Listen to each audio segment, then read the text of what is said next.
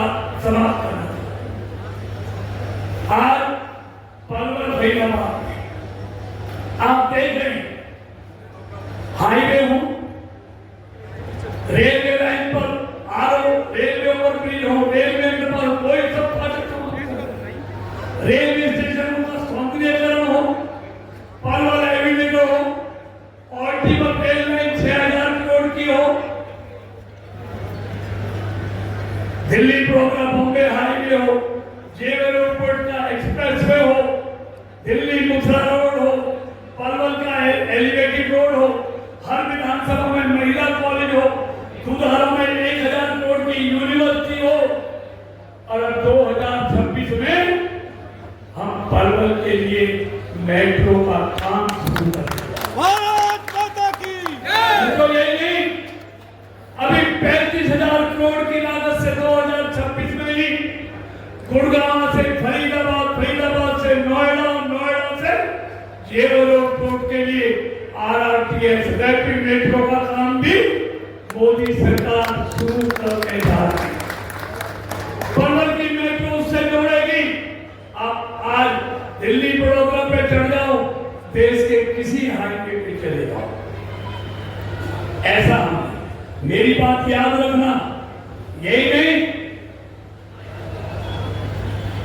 मैं आने वाले समय पहले भी कहता था किसानों से कि जमीन बचा के रखना। इतना विकास मोदी और नायब सैनी की सरकार करेगी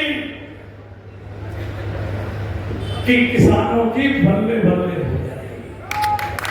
अब मित्रों, किसानों के कल्याण के लिए जब भी किसानों ने मुझे आदेश दिया, चाहे मिडकॉला में उतार चढ़ाव हो, जब क्या रेट था, आज क्या रेट है, जरा पता कर लो वहां के किसानों से। चाहे मोहल्ला के किसानों ने मुझे उतार चढ़ाव के लिए कहा हो, चुनाव में मुद्दा बनाया हो, आज वहां जाके देखो उतार चढ़ाव हो रहा है। मतलब मैं हमेशा अपनी लोकसभा को एक मंदिर के रूप में देखता हूं, और इस लोकसभा रूपी मंदिर में रहने वाला हर व्यक्ति मेरे लिए भगवान के समान है। उसकी पूजा करना मेरा धर्म है। इसलिए मैं कभी नहीं, मैं अपनी लोकसभा के लिए कोई भी काम, कैसा भी काम हो, मुझे करने में कोई कभी हर्ज नहीं।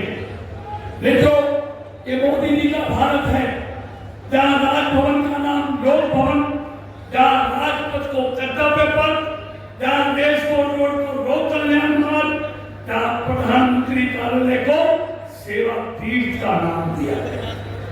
भाई ये कलयुग है भाई, क्या है आज? ये कलयुग है भाई। आजकल लोगों को घाव से भी लगाम से ज्यादा डर है। मित्रों,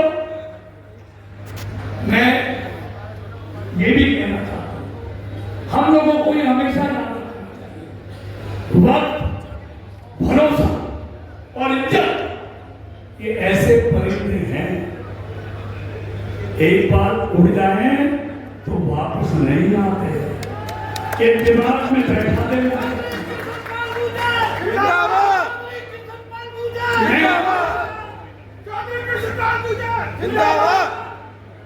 अब आजकल कुछ लोगों का एजेंडा कृष्ण भाव है,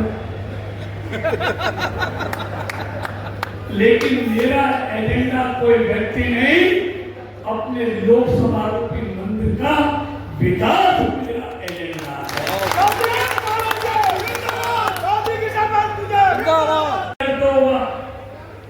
महाराष्ट्र के लोगों ने कांग्रेस और विपक्षियों को उनकी औकात बता दी है, विकास को चुना है वहां के लोगों। ये मोदी का भारत है मित्रों, जिस पर लगातार देश के लोगों का विश्वास बढ़ता है।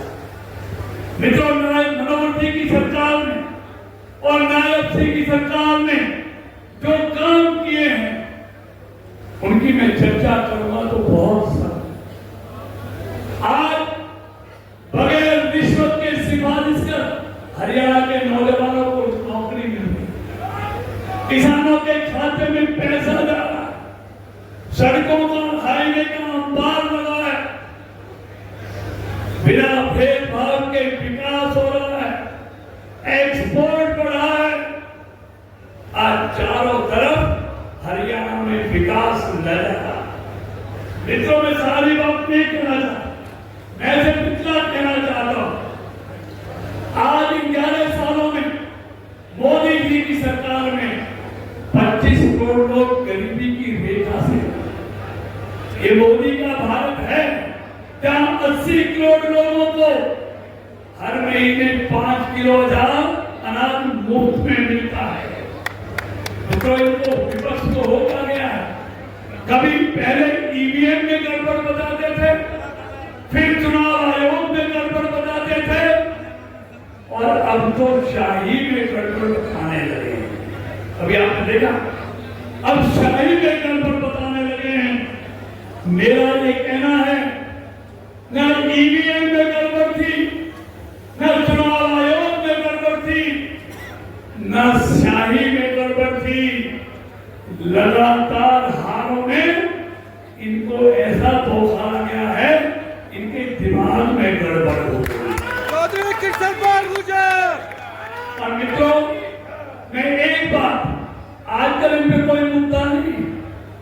आज विकसित भारत की नाम की बिल जो लोकसभा में आया, मनरेगा की जगह, आज उस पर ये लोगों को गुमराह था। क्या कामों में ईमानदारी नहीं होनी चाहिए? क्या बायोमेट्रिक हाजिरी नहीं होना चाहिए? क्या नकली हाजिरी लगनी चाहिए? ऐसे उदाहरण है हरियाणा में, जिन लोगों को मरे हुए 10-10 साल हो गए, वो भी मनरेगा में उनके भी जॉब कार्ड में पैसा डाला। ये तो पहली बार मोदी जी की सरकार ने तय किया। अब कोई तय नहीं करेगा, ग्राम सभा तय करेगी। गांव में किस काम की जरूरत है वो गांव तय करेगा। लेकिन इनको परेशानी है, इनको परेशानी बिल से नहीं, इनको भगवान राम के भक्त से परेशानी। महात्मा गांधी जी हमारे लिए भगवान से कम नहीं, हमारे लिए आदर्श है। महात्मा गांधी जी के दिखाए हुए रास्ते पर मोदी जी की सरकार चल रही है। तो मित्रों, इनको परेशानी क्या है? इन्होंने कितनी बार हमको कभी नरेगा, कभी मनरेगा, कभी जवाहर रोजगार योजना, फिर नरेगा, फिर मनरेगा। अरे तुमने जवाहरलाल नेहरू का नाम बदल दिया, तब तो तुमने ऐतराज नहीं किया। लेकिन इनको ईमानदारी से परेशानी है, क्योंकि इनको भ्रष्टाचार और घोटालों की आदत पड़ गई है। ये हर अच्छे काम का विरोध करते हैं। मैं पूरा नहीं कहना चाहता। मित्रों, इन्होंने 10 साल में 3 करोड़ 32 लाख रुपया मनरेगा में दिया, और मोदी जी की सरकार ने 10 साल में 8.5 लाख करोड़ से ज्यादा गरीबों के लिए। और इसमें एक और प्रावधान किया है कि जब फसल का टाइम आता है, तब हम ये बीजेपी के काम बंद कर देंगे। मजदूर खेतों में काम करेगा, इसलिए मनरेगा के काम उस समय हम शुरू करेंगे। ऐसे नए नए प्रावधान किए हैं। मित्रों, मैं अंत में ज्यादा नहीं कहना चाहता। अब मैं फरीदाबाद लोकसभा में जो हुआ